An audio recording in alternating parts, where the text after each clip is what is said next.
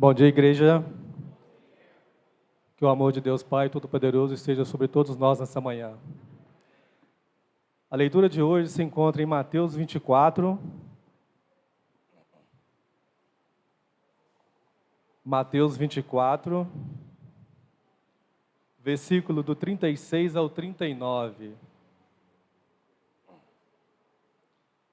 Mateus 24, de 36 ao 39. Está escrito: porém, daquele dia e hora ninguém sabe, nem os anjos do céu, nem o filho, mas unicamente o meu Pai. E como foi nos dias de Noé, assim será também a vinda do homem. Porquanto, assim como nos dias anteriores ao dilúvio, comiam, bebiam, casavam e davam-se em casamento, até o dia em que Noé entrou na arca. E então não o perceberam até que veio o dilúvio e os levou todos. Assim será também a vinda do Filho do Homem. Leona, que Deus te abençoe, meu irmão.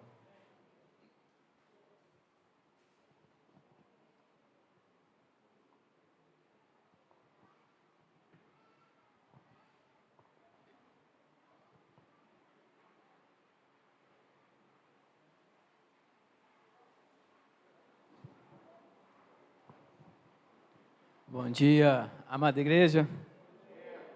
Que a graça e a paz do nosso Senhor Jesus Cristo possa estar presente na vida de cada um dos irmãos, possa estar presente aí no seu lar, né, onde você estiver. Eu tenho um desafio de tentar ficar parado aqui, né, em frente ao celular ali, né. Primeiro eu quero agradecer aos irmãos que estiveram comigo, né, durante todo esse tempo, aos amigos que eu tenho. Não preciso citar nomes aqui, né, mas se não é a oração desses irmãos a meu favor, né, dificilmente eu estaria aqui. Graças a Deus pela misericórdia dele. Irmãos, antes, né, graças a Deus, Deus tem me dado muitos presentes, né, muitas alegrias, e Ele tem me dado muitas princesas em minha vida, né.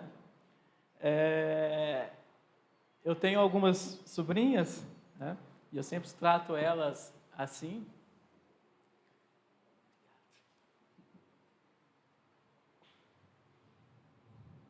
Que ótimo. E hoje uma delas está fazendo aniversário, né? A Laura. Que Deus te abençoe, Laura. Dê muitos anos de vida. Te amo muito, viu? Falar sobre a vinda do Filho do Homem. Falar sobre a volta de Cristo. Esse é um tema importante, pertinente, algo que nós não devemos nunca esquecer. Cristo irá voltar. Cristo está às portas.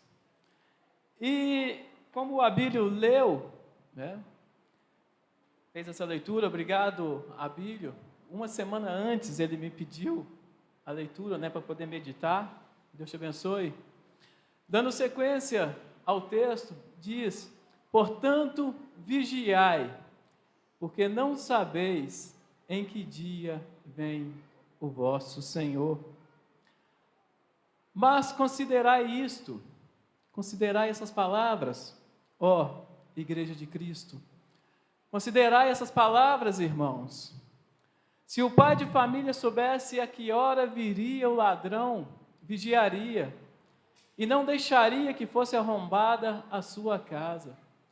Por isso ficai vós também apercebidos, porque a hora em que não cuidais, o Filho do Homem virá. É hora de exortação, irmãos. É hora de vigiar. É hora de aguardar esse grande dia. Nós estamos vivendo dias rotineiros, dias habituais, corriqueiros, e muitas vezes não paramos para pensar que o Filho do Homem voltará.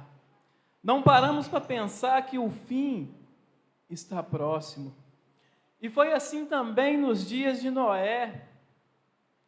Eles viviam dias rotineiros, eram habituais, até que Noé entrou na arca e Deus derramou o dilúvio.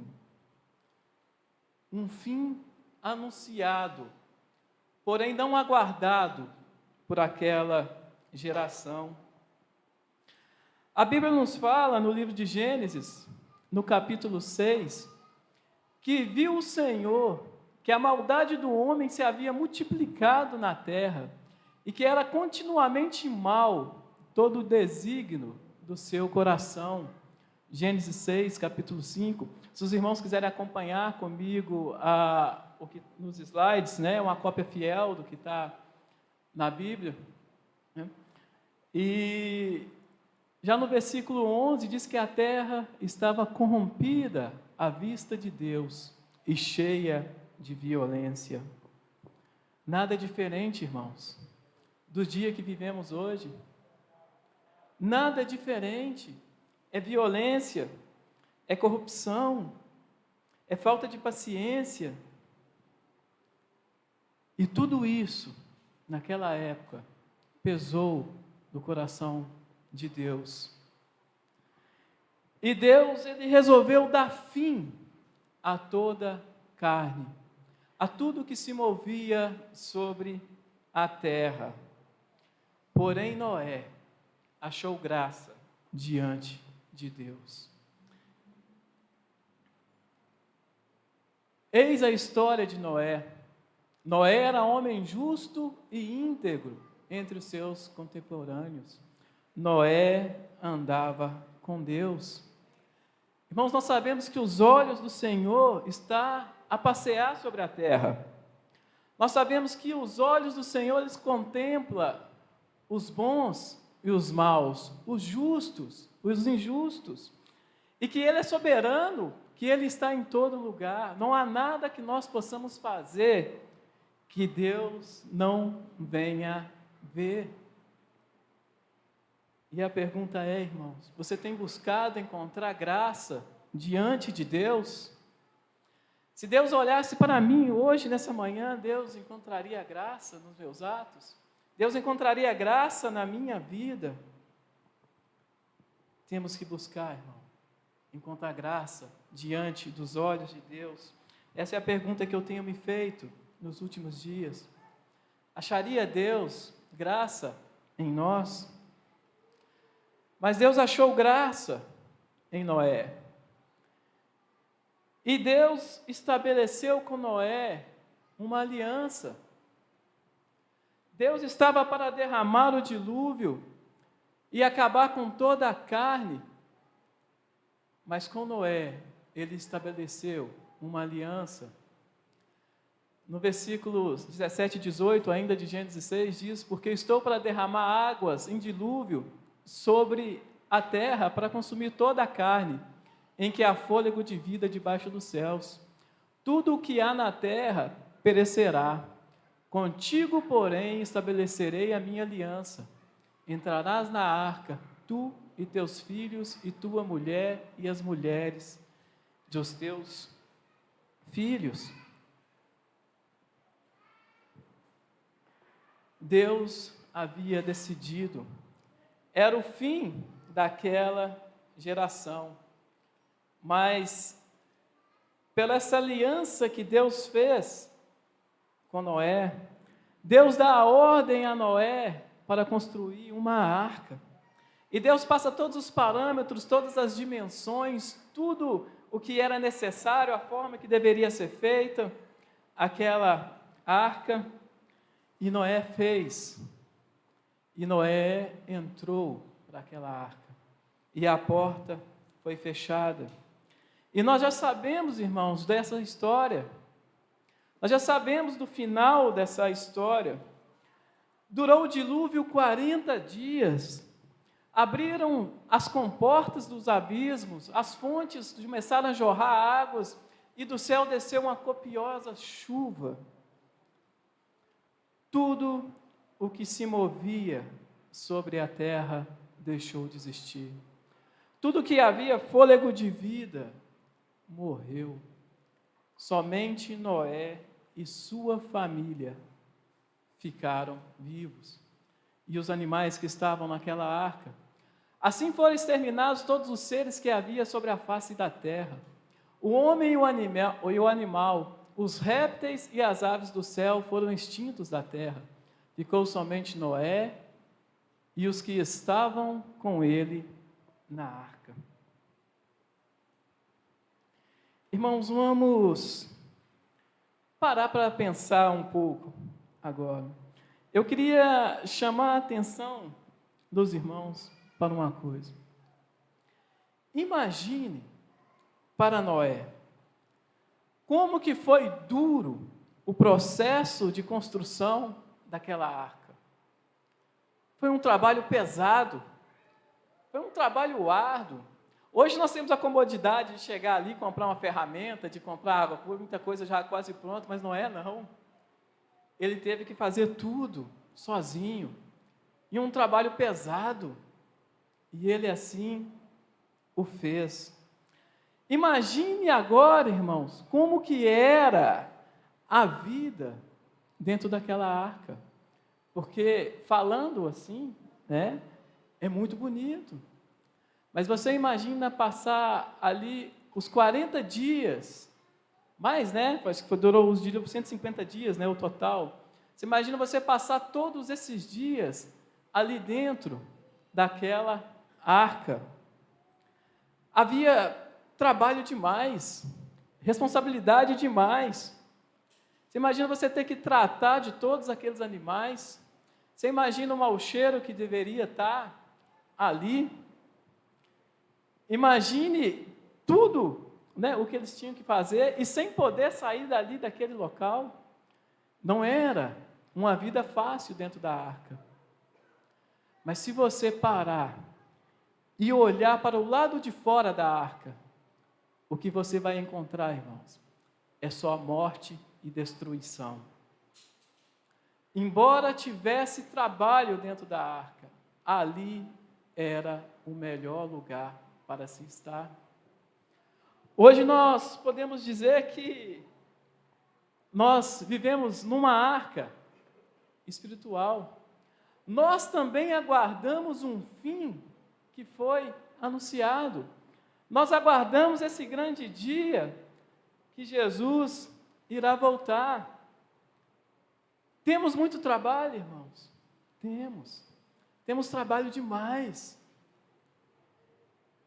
Precisamos do seu tempo, precisamos do seu esforço, porque há muito trabalho aqui. Temos problemas? Temos problemas também. Não podemos ser hipócritas e dizer que nós não temos problemas, nós somos seres humanos, somos imperfeitos. O próprio Paulo, né, diz que julgava não ter alcançado a perfeição, e com nós também não é diferente. Nós temos problemas, sim. Os pastores aqui que o digam, tanto que eles têm trabalhado por essa igreja, temos problemas. Mas, irmãos, você pode ter a certeza que por mais que aqui tenha problemas, é o melhor lugar para se estar. Porque se você sair por aquela porta, decidido a não voltar mais, porque se você sair por aquela porta abandonando a sua fé, o que você vai encontrar lá fora é somente morte e destruição. Pode até encontrar algum caminho que aos seus olhos seja um caminho bom, mas o fim deste caminho será a morte. Provérbios 14:12 diz que é caminho que ao homem parece direito, mas ao cabo dá em caminho de morte. Há caminhos que parecem bons, há relacionamentos que parecem bons, há amizades que parecem boas, mas se não há Deus presente, se não for conforme a vontade de Deus, o fim de todas essas coisas será a morte.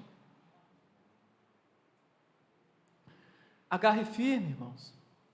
Agarre firme na esperança viva que você tem.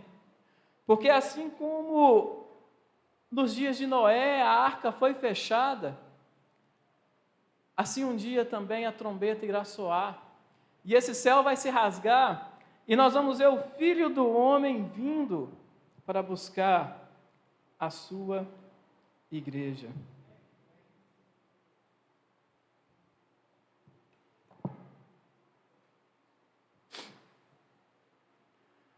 Se você sair, irmãos, pelaquela porta, decidido a deixar tudo para trás, morte e destruição te esperam. Nós sabemos que o papel do inimigo das nossas almas é roubar, matar e destruir, e você não vai encontrar nada diferente disso lá fora. Agarre, irmãos, nessa esperança. Isso me remete ao passado, após a crucificação de Cristo. A Bíblia fala dos discípulos que estavam voltando para casa, e eles estavam no caminho de Emaús, até que Cristo apareceu a eles, e eles começaram a conversar. E olha, irmãos, presta atenção, Lucas capítulo 24, versículo 18 a 23, diz assim: um porém chamado Cleopas respondeu, dizendo: és o único porventura que tendo estado em Jerusalém, ignorais as ocorrências desses últimos dias? Eles respondeu: quais? Jesus, né? E eles explicaram o que aconteceu a Jesus, o Nazareno, o que era profeta, poderoso em obras e palavras diante de Deus e de todo o povo. E como os principais sacerdotes e as nossas autoridades o entregaram para ser condenado à morte e o crucificaram. Ora, nós esperávamos que fosse ele quem havia de redimir a Israel, mas depois de tudo isto, já é este o terceiro dia desde que tais coisas sucederam. É verdade também que algumas mulheres que conosco estavam nos surpreenderam, tendo ido de madrugada ao túmulo e não achando o corpo de Jesus, voltaram dizendo, tendo tido uma visão de anjos, os quais afirmaram que ele vive. Sabe o que mais chama a minha atenção, irmãos, nesse texto? É que eles sabiam quem era Jesus. Eles tinham um conhecimento da causa. Se você for ler o que eles falaram para Jesus, é uma pregação, né? Veja o que eles falaram, que Jesus era um profeta, poderoso em obras e palavras, diante de Deus e do povo, que foi condenado à morte, que foi crucificado, e que anjos, né, a visão de anjos para aquelas mulheres afirmaram que ele vive. Isso é uma base da nossa fé, tudo isso. Sabe, e mesmo tendo conhecimento, eles estavam voltando para casa. Eles estavam abandonando a fé. Até que a tarde chega e eles convidam Jesus a repousar com eles. E, estando eles à mesa, Jesus tomou um pão, abençoando, o partiu e deu àqueles homens. E imediatamente os olhos daqueles homens se abriram, porque era um ato conhecido dos seus discípulos. Em Mateus 26, fala que Jesus estava à mesa e ele tomou um pão, ele partiu o pão e dividiu com seus discípulos. E quando Jesus fez aquele ato ali diante daqueles dois, os olhos deles se abriram, porque era algo que eles conheciam. E Jesus imediatamente desapareceu da presença deles. Então, Lucas 24, 32, disseram um ao outro: porventura não ardia o coração quando ele pelo caminho nos falava, quando nos expunha as Escrituras? Quantas vezes, irmãos, nós também não somos assim? Quantas vezes nós ouvimos uma mensagem que queima no nosso peito? Quantas vezes nós ouvimos uma mensagem que arde o nosso coração, que faz o nosso coração arder?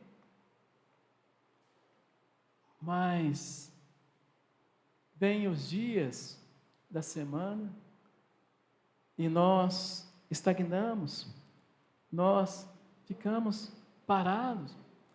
Temos o coração que arde como em chamas, mas não conseguimos enxergar que é necessário dar um passo a mais, que é necessário se comprometer um pouco mais, que é necessário se esforçar um pouco mais, doar-se um pouco mais. E o coração queima naquele momento, mas depois voltamos aos dias rotineiros, voltamos a ficar estagnados, voltamos para um sono espiritual. Desperta, ó tu que dormes, levanta-te de entre os mortos, e Cristo te iluminará.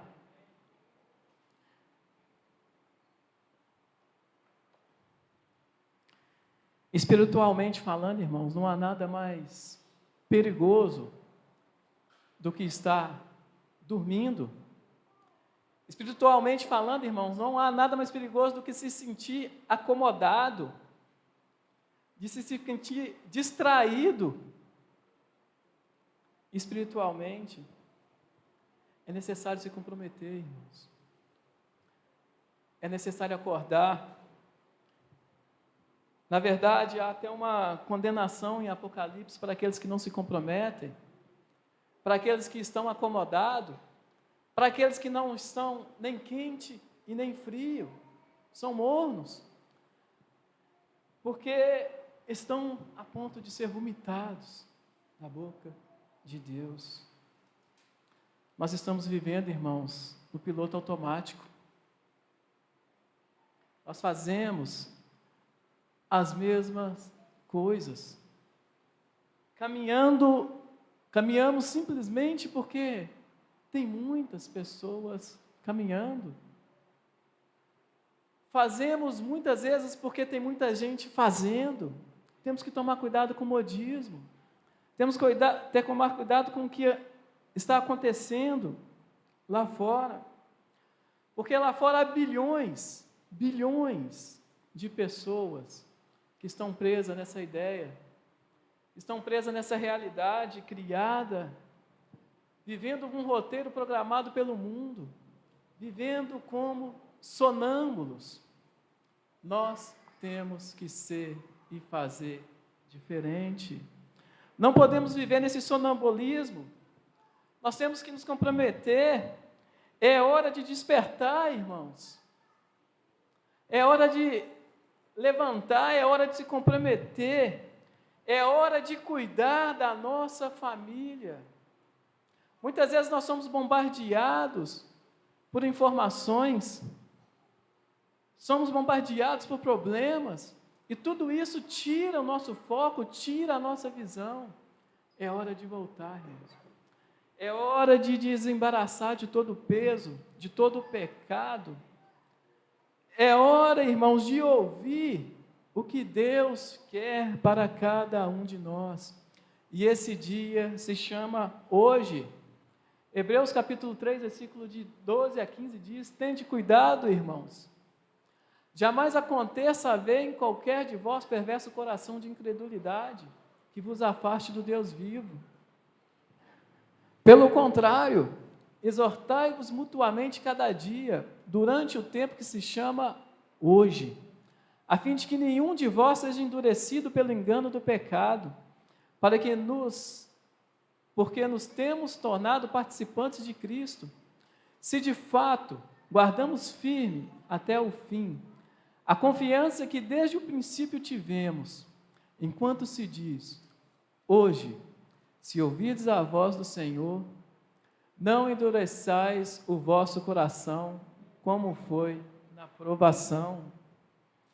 O dia é hoje, irmão. Não podemos viver como bilhões de pessoas têm vivido. Não podemos ser iguais. Está na hora de comprometer. Em Hebreus capítulo 11, versículo 7, diz que pela fé, Noé é divinamente instruído acerca de acontecimentos que ainda não se viam. E sendo temente a Deus, aparelhou uma arca para a salvação de sua casa, pela qual condenou o mundo e se tornou herdeiro da justiça que vem da fé. Se você lembra dos primeiros versículos que nós lemos, lá no versículo 8 diz que Noé achou graça diante de Deus, mas com ele foi salvo toda a sua casa, toda a sua família. Irmãos, seja o instrumento de Deus para a salvação dos seus familiares, seja o instrumento de Deus para a salvação das pessoas que te rodeiam, que Deus possa encontrar graça na sua vida, para que essa graça alcance a vida das pessoas que nos rodeiam, a vida das pessoas que estão próximas de nós, que nós possamos ser e fazer essa oração todos os dias, que Deus nos torne instrumentos de salvação para a nossa família. Não podemos deixar, irmãos, os nossos familiares se perderem sem conhecer a graça de Deus.